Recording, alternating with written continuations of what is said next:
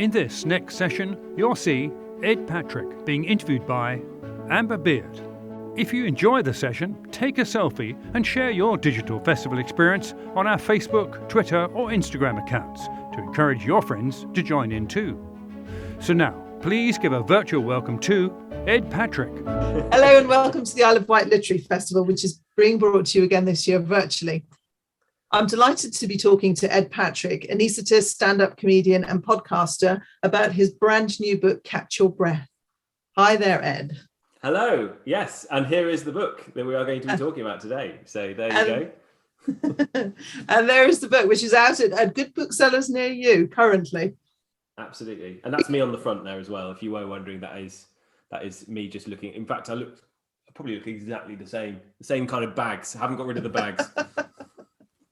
So how did you come to write this book? You trained as an anaesthetist. So let's start at the very beginning of your book, where in actual fact you're in the London School of Tropical Medicine, studying parasites, I believe. So yes. Through that. Yes. So I was exactly as you say at the London School of Hygiene and Tropical Medicine, and I still have this fascination with parasites. I love parasites. So I did a lot of work in that. And the reason I love parasites so much is because different to viruses and bacteria, they're quite small. They all kind of look the same, whereas, grossly, whereas parasites come in various different shapes and sizes. You've got things like malaria, but then you've also got things like bot flies, or you've got other things like, sleeping sickness and things like that. So it was all very interesting, exciting, different diseases and things to study. And what happened was I came to the end of that, and I didn't know exactly what I was going to do. It's like when you come to the end of a course that you're enjoying, and I knew I could go into research and things like that. And I was interested in that side of things, but there weren't many jobs there. And then one of my professors just suggested medicine to me. And that was really the first time I thought about it.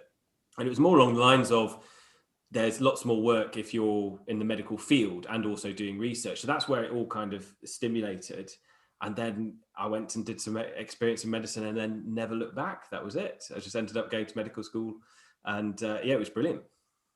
But you did go to medical school slightly late in life, because there's an amusing story about how you joined very late and ended up in a Premier Inn. Yes. I went later in life. So it wasn't my first degree. So I did a degree, and then I did the London School of Hygiene and Tropical Medicine. And so I went back as this older, supposedly wiser. I don't know if it was wiser. I went back to do an undergraduate course up in Aberdeen. So yes, it was later. It was later on. And sorry, what was the story you would? I was just saying you ended up being in a Premier Inn because there was no. Yes. And having a phone call from your mother telling you that SARS had hit and there's going to be a terrible food shortage. Yes. Yeah. Well, so this is quite pertinent now if we think about it, because absolutely. And bear in mind, this was like 8 years ago.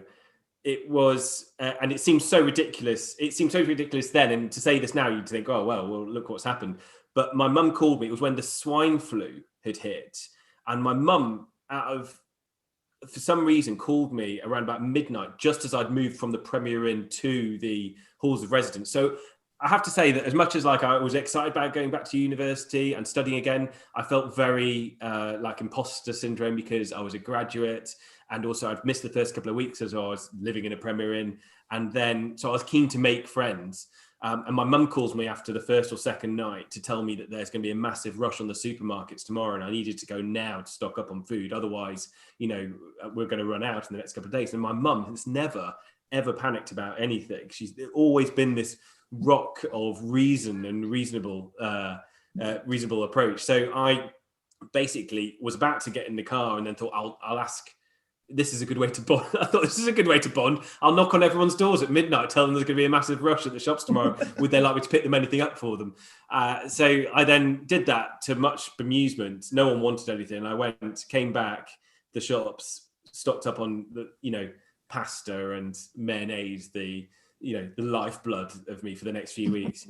And then found out the next day there was literally no panic and nothing at all, and just a message from my mum telling me that actually it was a false alarm and hope I'm having a good time. But it was too late because everyone had known, because I'd already been around the whole halls of residents telling them there's going to be this. So I then became this crazy swine flu guy. Everyone thought that overreacted to everything. But then look at where we are today. You know, there you are. where was swine flu guy about 18 months ago? Exactly where we were supposed to be by the sounds of things. So when you moved, so why did you decide sort of moving forward? Because you did the thing that I was really interested in was that I think that a lot of people believe is that when you qualify to be a doctor or an anaesthetist or whatever it is, that's it, qualification done, end of story. But that actually isn't it, is it? And I think the thing that surprised me was how many hoops you keep having to jump through, so that you're this sort of year one doctor and then year two, but you're still taking exams and you're still, you know, having to learn and what have you. So that's quite a challenge.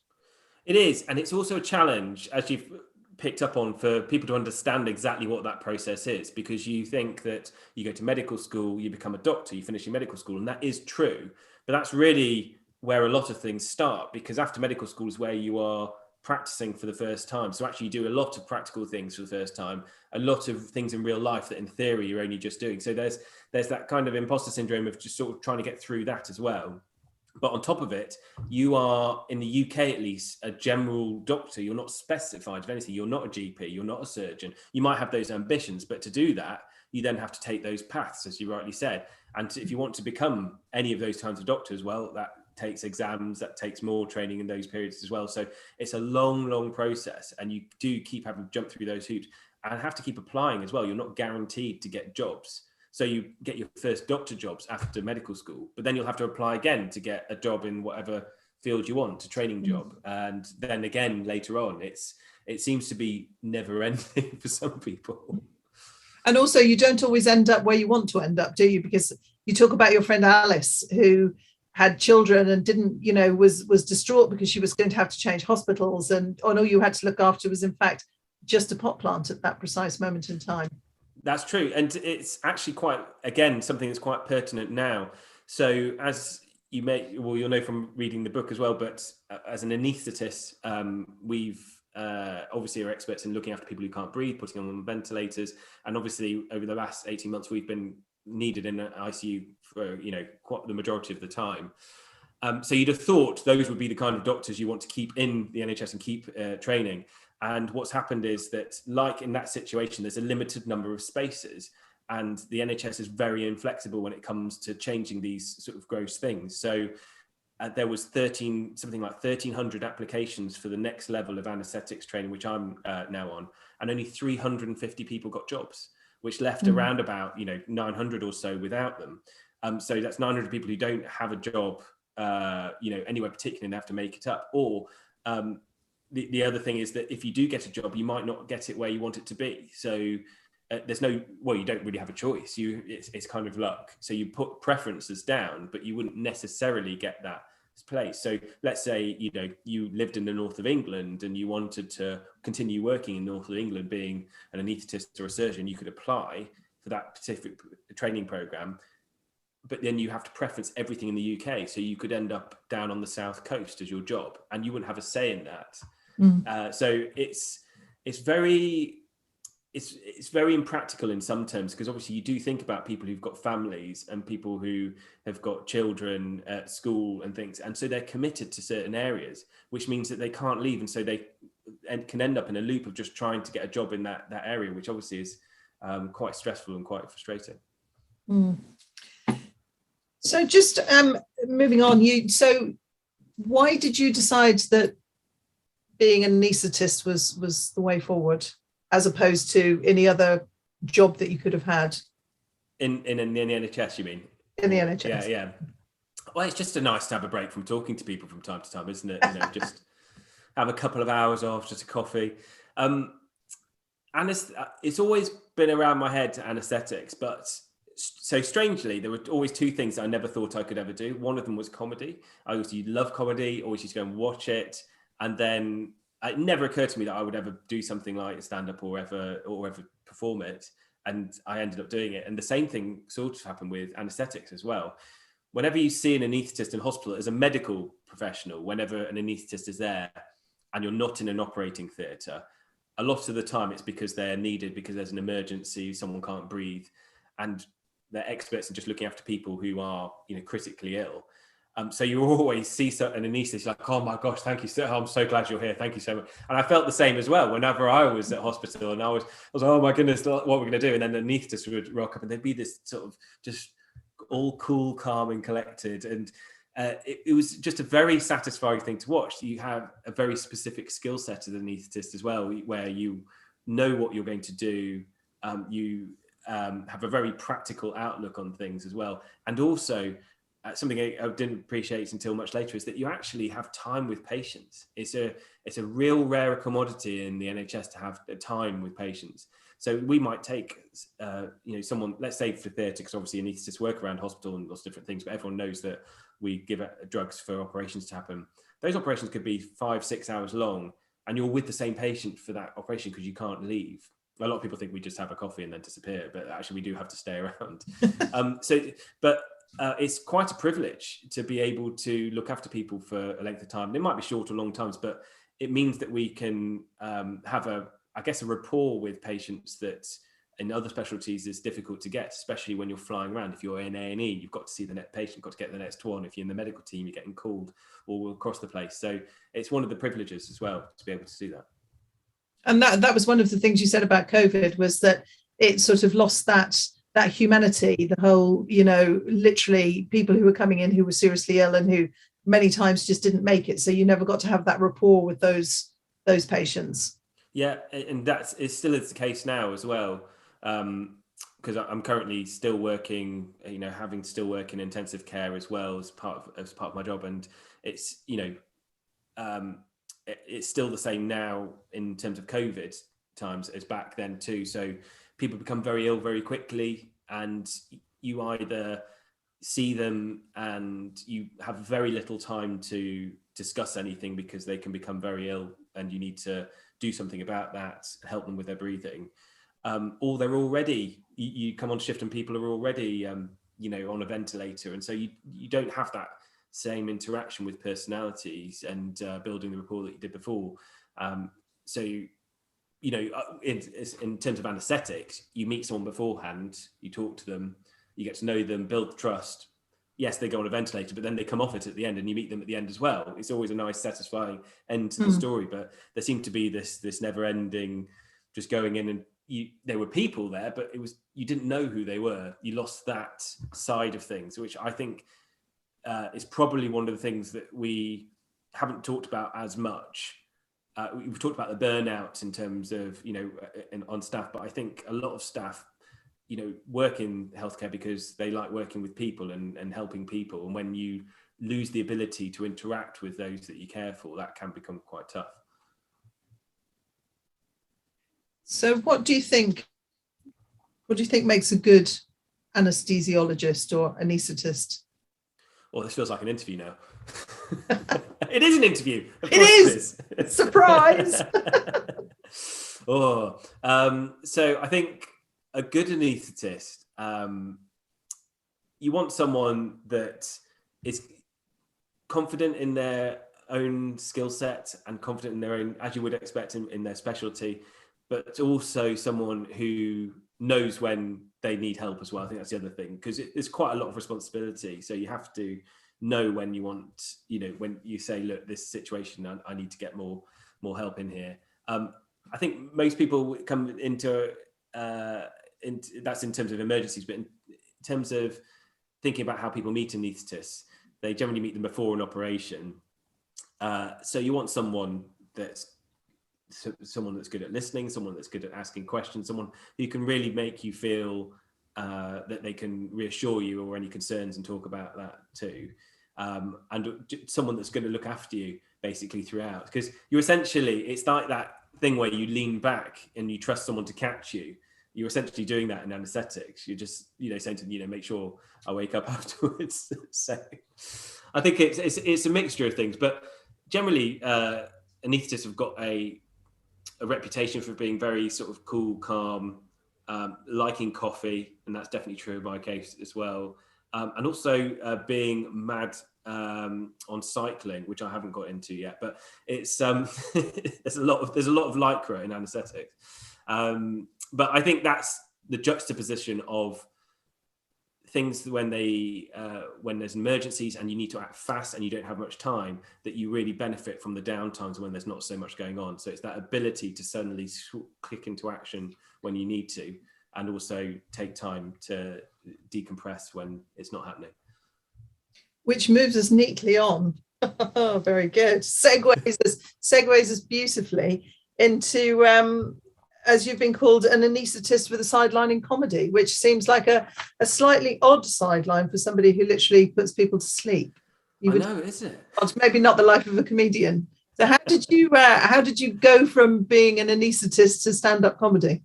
So as I touched on earlier, I've always had a strong passion in comedy, and I was always interested in writing ideas. And then at university, I did do bits of performing, never took it that seriously, but then it just started to gain a bit of momentum, and I just started to have some success. And then I came down to England for my first jobs, and it was around about 2016 when I started taking it seriously. And then I got nominated for an award for the Leicester Mercury Comedian of the Year award. And it really sort of took off from there, where I started balancing them both. And what I realized was that comedy was my I couldn't live with one out or the other. So comedy was a real decompression for me in terms of medicine. So if I'd had a tough day at medicine and I had a gig, it would always be such a release to go out on stage and, perform. And I think it's vice versa as well. If I had a bad day, in comedy, then it would be great to go back into hospital too. So they really do work together for me quite nicely. And obviously I felt the impact of that when we weren't able to do shows anymore. But do you think in some ways, without obviously, belittling your medical career, do you think that in some ways comedy can be equally challenging? Oh, yes. Yeah, in a completely different... I mean, in a way, medicine's predictable. I mean, you plan, in anaesthetics, you plan for the worst and hope for the best. And I think in comedy, you do something very similar, but it's a lot less predictable, isn't it? You plan for the worst, but if you get the worst, what else can you do? No, but it's. I think it's a very different. It's a different situation, obviously, different pressures, but you're still leading a situation in a way that you might do in hospital as well. People are looking to, they're there, and so there's qualities there that help actually I'd say in hospital too. So in, not being afraid to sort of speak or, have an audience as such, and being under the pressure actually probably has that sort of bouncing effect in both sets of ways as well. But it's definitely, you get less heckles in hospital. Or maybe you don't actually. You probably get more heckles in hospital actually. You just don't have to find the put downs for them. There is a part of your book which talks about, because obviously a big part of anaesthetizing somebody is putting a tube down their throat. And you have the Malampati score, as I understand it. I hope I'm pronouncing that correctly. That is correct, yes. Is it actually true that you do size people up by the size of their tonsils, and when they laugh and you think, I could get a tube there? It's well, the Malampati is particularly with the mouth open. So you put your mouth open without the tongue out, and then you see what you can see basically. And if you can see, everything at the back there, then you're a good score. But if you all you can see is the top of the mouth, then things might be tricky. And it's all telling you about where the entrance to your lungs is, essentially. So if we can't see, it means that there's a possibility that when we put you to sleep and you're not breathing for yourself, then we might need, it might be a bit tricky to help you keep breathing on your own. So you predict these things and then get extra tools to help. But yeah, there's certain things you look at. So you see, if someone's got a nice big mouth opening, because some people have quite small mouth openings, and you're like, that might be a bit difficult, that one. Or you're chatting away. Yes, you'll see someone laugh and you'll be like, I could, if we were on a desert island together, I could keep you alive. Definitely. That's so it's one of it's like everything. I think you just kind of carry these things when you've been doing them all day. Like I hear that there's some beeping in the supermarkets which sound identical to the bleeps in hospital when you get called for an emergency buzzer.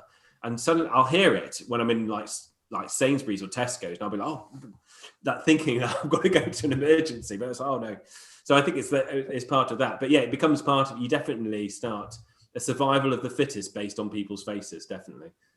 Absolutely. I think it might be a good time to pause for you perhaps to read us a little something from your book, just for us to get a little flavour of what it's about, because Absolutely. It's sort of, I found it, it was funny, obviously, but it was very poignant in lots of places and terribly sad in other places as well, which, as you would imagine it to be, because sort of all life is there really, or all life is existent there, or however, so perhaps if you wanted to read us a little piece, that would be cool. Yes, absolutely. So this is so obviously this is Capture Your Breath there. So this is from a chapter where I'm working in. So before I've become an anaesthetist, before I even made that decision, I'm working in A&E as a junior doctor as part of a rotation. And it's, as you know, if you've watched the news recently, A&Es are very busy. There's not a lot of privacy and things like that. And nothing's changed since then, actually. So we kind of start on that tone. But this is based on a very memorable experience. So here we go. Every area of the A&E is a bit grim. There are a few side rooms with doors that serve as the fanciest offerings, but most beds are in bays, close together, separated by only curtains. Some days this would be sufficient, but on others, even a small increase in demand suddenly sees the department full and spilling over. We're seeing patients in corridors without adequate privacy. Maybe we should have medical school exams where we see patients in busy corridors. It would be much more realistic. In the bays, it also means everything is audible, every bodily function and malfunction, as well as conversations. I feel this lack of privacy when I see Ronald, a man in his 70s who has had a fall. As I walk into the bay, there's an energy to his smile despite feeling under the weather. He already has an IV drip going into his arm, but he's otherwise relaxed. His shoes slightly muddy from some gardening. He wears a woolen Rotary Club jumper with the sleeves rolled up, and there's a general musty smell of sheds. He's got all his faculties about him, but he's hard of hearing and shouts his replies, meaning our conversation takes time and is pretty much broadcast to the rest of the hospital, as well as in A&E. Our consultation is convoluted. When I introduce myself as Dr. Patrick, he thinks I'm offering him a taxi. When I ask about any allergies, he says cricket isn't really his thing. With some charade acting skills, I managed to get through most of my questions sensibly, then begin to look through his list of medications, and there's one I don't recognise. I could go and look the drug up, but as I'm with Ronald, I ask him what it's for. "It's for the old soldier, Doc," Ronald says. He's not heard me. "Yes, but what is this medicine for?"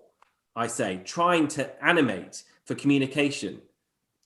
"What is this sildenafil for?" I say loudly in syllables, miming suggestions of headache or backache.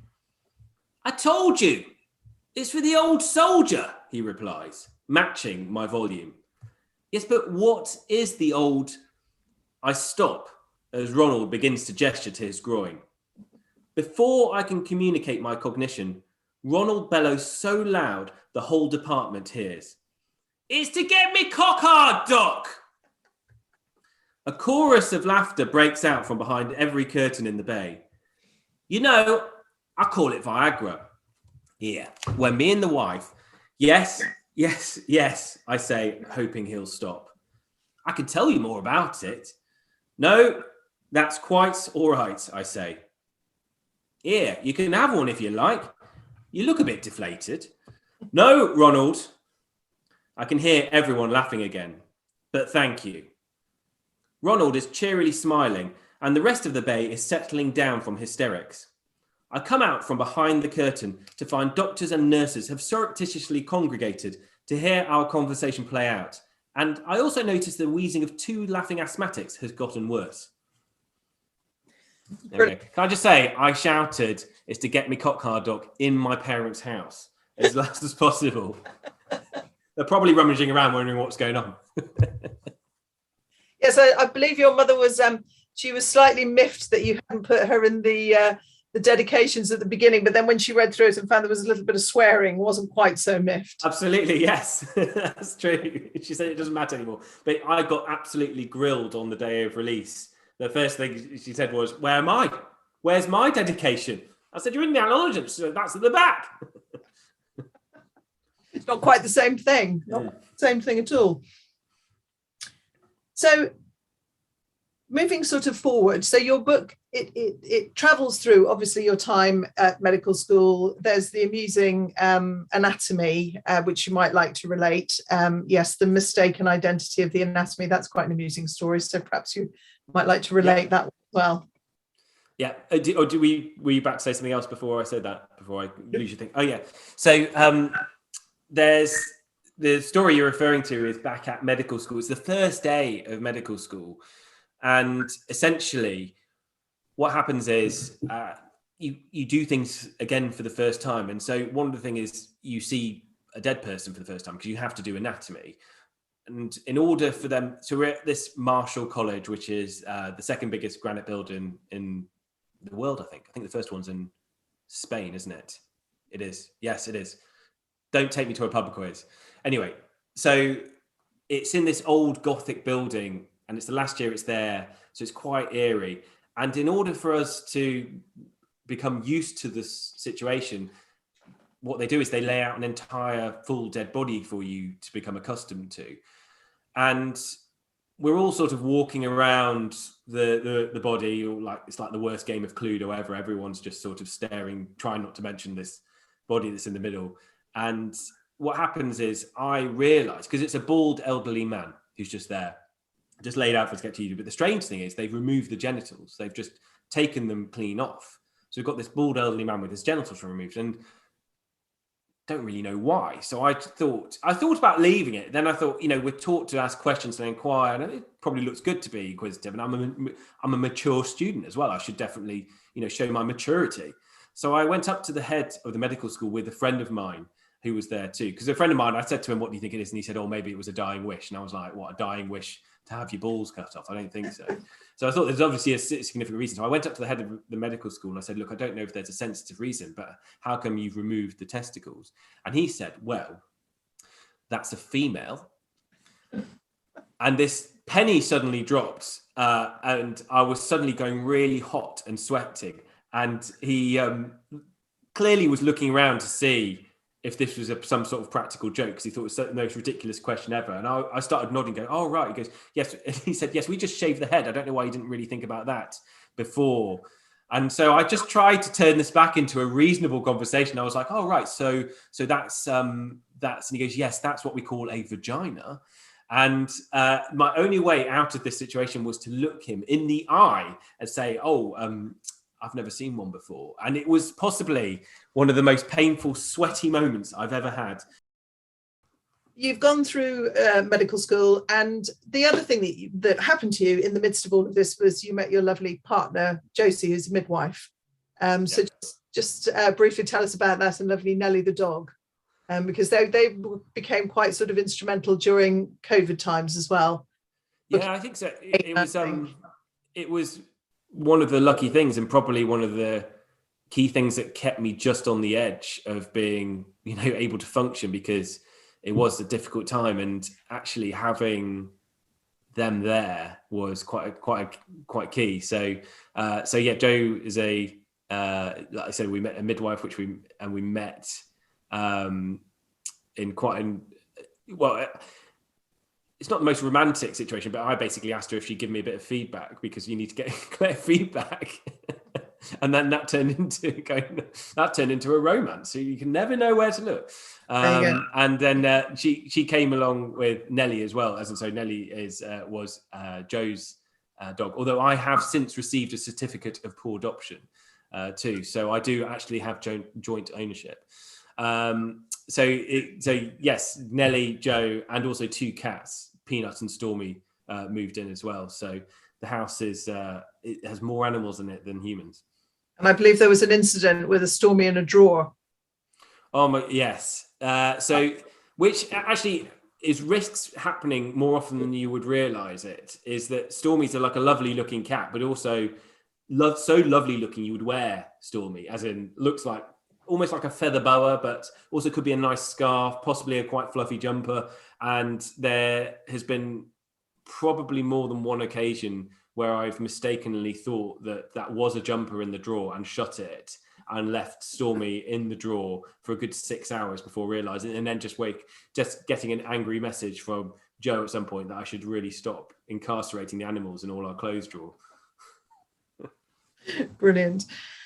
So moving on to the COVID, obviously, you know, your whole life underwent a massive seismic shift away from sort of operations and, you know, as you say, getting to know people and the whole humanity of anesthetics to something completely different. So, I mean, the beginnings of it, we were only watching on the news. It was very hard to tell, but I mean, it must have been absolutely terrifying to think that you were in amongst these people who you were trying to obviously make better, but at the risk of becoming very ill yourselves. Yeah, it was a real unknown. I spoke to a friend who had done some training he's in one of the London hospitals where they sometimes have people coming back from places where they might have Ebola in the country. So they'd had practice with things like the whole PPE and the mask and things like that before. But the majority of us hadn't. And, you know, the consultants, you know, everyone in the hospital basically hadn't. And it was a sort of learning on the job, trying to get that training in. So there was this period of intensity where we knew it was coming.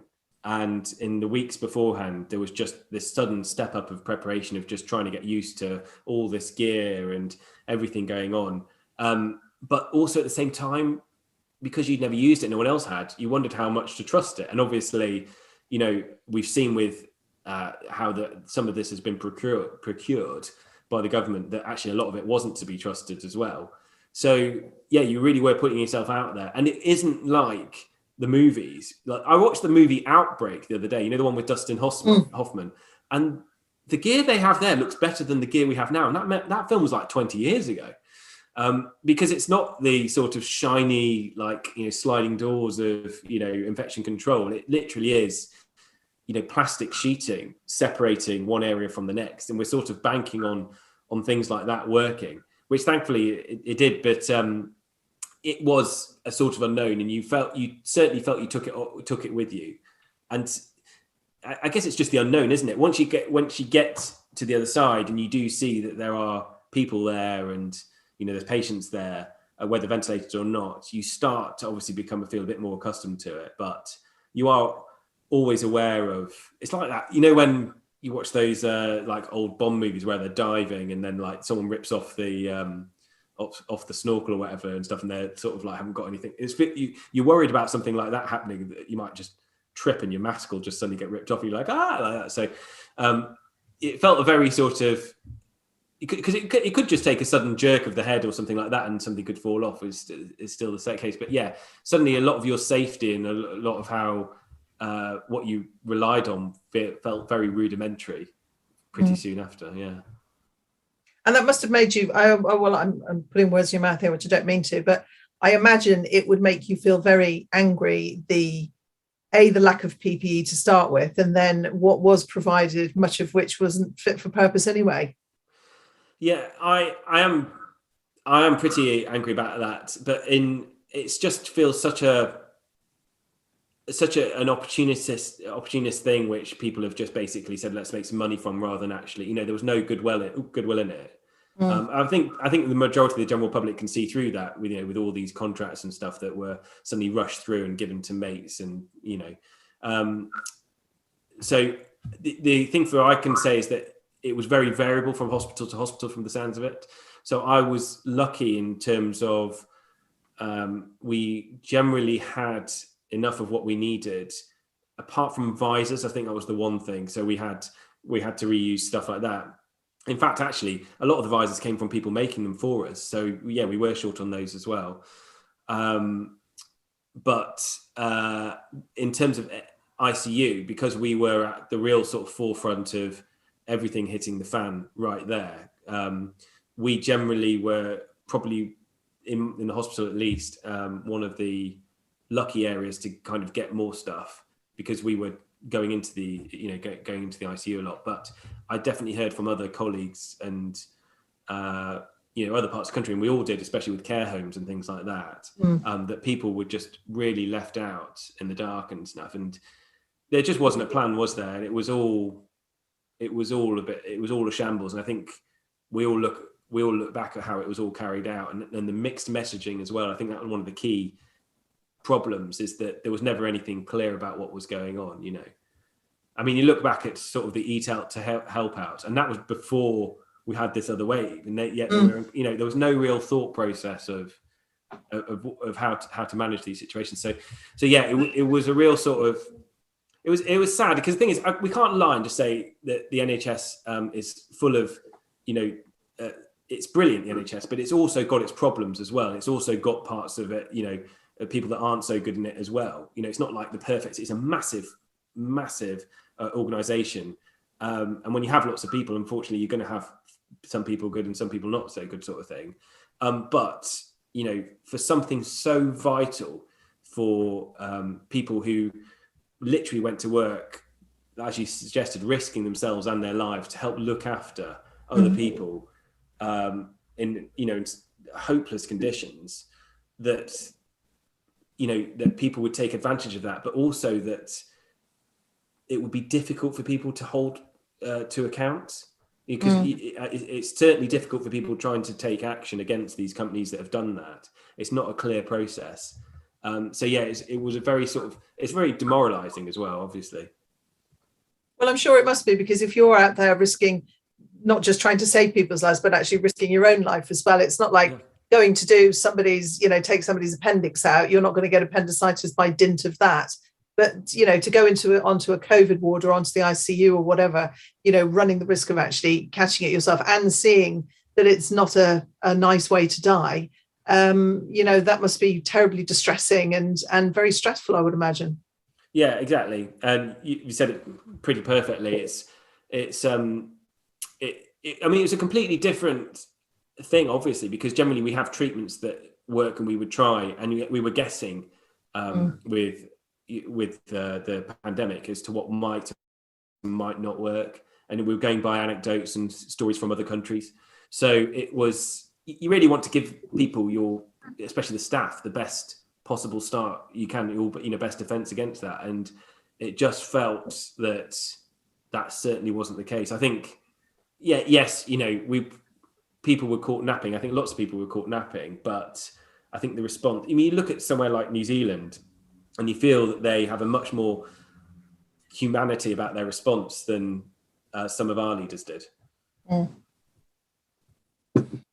So moving on, obviously, we're back to whatever passes as normal these days. Do you find it? I find it almost on the NHS or your behalf insulting that people are saying, "Oh well, it's all over now, it's all finished, and we don't need to wear a mask, and all bets are off," and I kind of think, well, what were we all doing for the past year then in that case? Yeah, I'm torn in a way, because like everyone, I want to just get back to, everything to, get away from all that as well.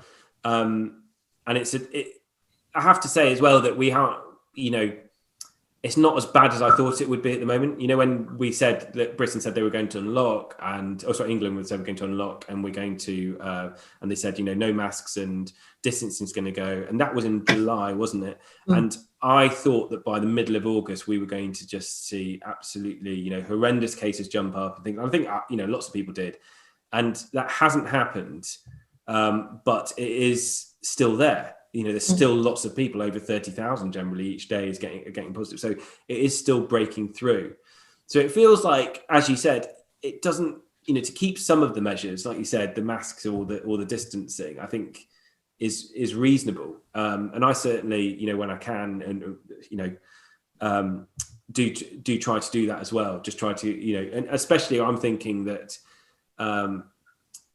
you know, I wear a mask if I'm, you know, if I go indoors, if it's a busy place, especially because I am working in those environments. So it's about, when you wear a mask, it's about protecting other people rather than you protecting yourself in that sense. So that's the thing with the masks. But there is that feeling of, just like you said, you know, people just thinking it's just over. But unfortunately, it's not. And, you know, it's the majority of people at the moment we're seeing in ICU are people who haven't had a vaccine as well. So that's a completely different battle, obviously, because there's lots of people who've got worries or concerns about the vaccine. But ultimately, the reason why we are where we are, I believe, in terms of relatively everything's back to open, we can sort of do normal things, is because of so many people are vaccinated basically from that. And that's certainly starting to show. So there's a multifactorial thing going on of, you know, people wanting to get back to normal, but then also, you know, what's a sensible approach to this? You know, what's the sensible things to keep doing? But also the whole vaccine uptake as well. You know, and it's is that me? Sorry, that is not my. So my dad's iPad has started calling. Say it's only your parents that have an iPad that starts ringing. I can't. Oh my goodness. Let me turn this down or turn it off. This is bonus for everyone. There we go. I'll turn it off. I think I said the word vaccine. I obviously caused a load of anti-vaxxers to start calling up my dad's iPad in order to have a go at me. Yes, we'd like to make a complaint to that doctor, please. Yeah. I mean, the things, I think it'll be one of those things where we probably won't know it's over until it's properly over. Do you know what I mean? In terms of, we'll probably look back and say, oh, that was when it was starting to go down, or that was when it was started to be properly over, because it certainly doesn't feel like it certainly doesn't feel like it's going to be completely gone by, you know, in another year or something like that. You just don't know what's going to happen. We haven't had any talk of variants and things like that too. So it's difficult, isn't it? Because everyone suffered, but at the same time, and everyone wants to kind of, you know, get back to normal, or whatever normal was beforehand. But it's just that realism of what's going to happen. And I mean, for me, the most sharp edge thing I'm seeing, and like I said, right now, and we're talking, you know, where are we? We're September, October. You know, patients like, you know, today I'm just seeing people coming in, you know, really unwell who haven't had a vaccine, and that's my correlation of what I'm seeing at the moment. Yes, you will get people. You get people who've had the vaccine who might become ill as well, but they're much less so. They're certainly not filling up the ICU as much. So from that point of view, from a healthcare point of view, it's strange because it's certainly not over. The general sort of work of those side of things, definitely in the hospital side of things, isn't over. That's still ongoing. But outside, everyone, as you say, it just feels like it's, but we're going to have to see, aren't we? Maybe we won't have enough fuel anyway to go anywhere and see if it's back to normal. So, well, who knows? I mean, well, the whole reason why you and I are talking on Zoom rather than face to face, which we would have been on the sunny Isle of Wight, or the not so sunny Isle of Wight, you know, is because the demographic of our literary festival is an older demographic, and we just felt that, you know, it wasn't worth putting people at that sort of risk of being, you know, all together and what have you, you know, because it's an indoor event as well. So yeah. I suppose people are still weighing up the pros and cons of festivals and all manner of things. And that will probably be ongoing for a little while yet, I should imagine. Yeah, and it's a difficult one to call. I mean, like I said, I've missed doing live comedy, and I have started doing gigs again. Most of them have been outdoors, but there's a few coming up indoors. And it's that balance, isn't it, of what is right? Because I'm aware that, you know, as much as I want, you know, it's great to be doing live shows again and all the social distance, but then at the same time, you know, if there's an outbreak or something in that area, and I've been in it, you know, that I'd feel obviously terrible about that. So it's that sort of balance of what is the risk and what isn't the risk. But I mean, there's no doubt in my mind is that you have to just look at what happened in India a couple of months ago. People might have forgotten, but if you remember, they were running out of oxygen. In Brazil, they didn't even have anesthetic drugs. They were having to they'd run out. And we have basically dealt with that with the vaccination. That's what I believe, is that because we managed to get people vaccinated, although not everyone, but that has saved the majority of the population going the way that it did in India, I think. Which was just the most awful, horrendous, upsetting scenes that you could see, it's, beyond belief, really. And it's difficult for people to understand really what is going on, and they see things like that for a short period on the news, and this is what I mean. I take for granted what I see every day, because I just assume everyone still thinks this is it, but actually, it is still going on. It's still happening, and ultimately we want it to end, but we can't hide from the fact that people are coming in every day. People are getting, really unwell. And then the risk is, as well, is about other illnesses too, and other, diseases, and how that will impact. So obviously flu, people have talked about another flu season and things.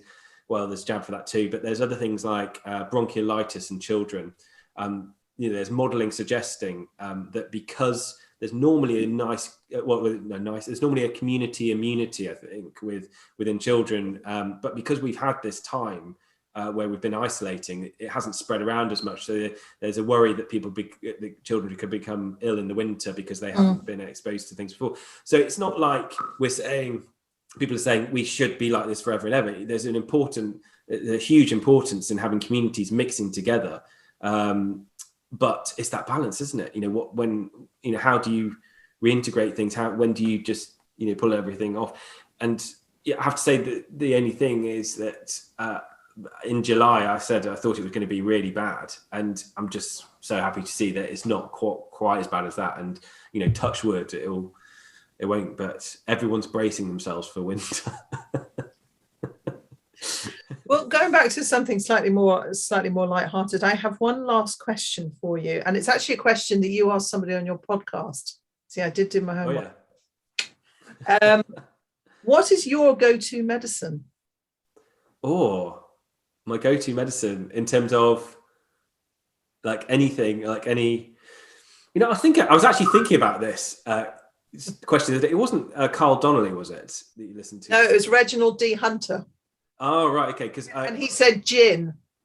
Yeah. Well, actually, I would probably agree with that right now. I bought some gin before I arrived at my parents' house this evening, so I am looking forward to that later. But I asked someone else this, I think it was Carl Donnelly, and they keep in the fridge something like an elixir they make out of garlic and chilies and ginger. And if they're feeling sort of ill or anything, they have a shot of that, and apparently, it kills everything. My go-to medicine. What I tend to do, and this is quite a dull but odd answer, is that whenever I've been feeling a bit rough, just like generally, I'd go a run and then I'd feel better. That would be my go-to medicine. I know it sounds awful, doesn't it? It's like I'd go a run, and then the run would make me feel so bad that whatever I was feeling before has felt a lot better as a result of it. It's like it doesn't compare to how bad I felt having had to do a run. So that's the go-to, like treating me and keeping medicine, that is. Well, thank you so much for your time, and it was a real pleasure to meet you. Yeah, lovely to meet you as well. No, and thank you very much for all that you, at the risk of sounding mawkish, all that you have done for everybody, because without you guys, it would be a whole different thing. So thank you very much, I think probably from all of us. Thank you. Yeah, I'll pass it on to everyone. Excellent. All of them. All of them. You tell the government to pay us more as well. That's the thing. I know. It's just, you could have a whole other conversation about all of that. I'll just say, there's a shortage of HGV drivers. They've started talking about better pay and better working conditions. I was like, hang on a second. We've been talking about nurses and doctors. Well, that's because they're not going to get their Christmas turkeys. That's the problem. That's true. Yeah. Everybody's having a big. Now that's the thing. Maybe we should be the delivering Christmas turkeys, and then when we, unless they behave themselves, then no turkeys get delivered. Turkeys on the NHS. How about that? I think that could work. Absolutely. Have your vaccination, get a free turkey. That could work. I'd do that. What could possibly go wrong? You'll end up people going back round and round again to get more and more. They'll have like 120 vaccines and be getting the turkeys, then selling them out of the boot of the car in the car park afterwards. Yeah, because there's no. Yeah, but they won't be because there's no petrol to get to the car park. That's true. Yes, that's true. Yeah. What are you going to do? They'll be burning turkeys to keep their cars running. keep warm. I think on that note. Okay. Enjoy Time your gin. for gin. Time for some gin. Enjoy your gin. It's lovely. Has he had it already? He's acting like he's had gin already.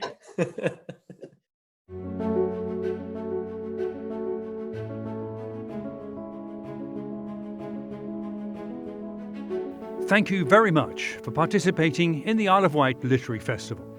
If you've enjoyed this presentation, please consider making a donation.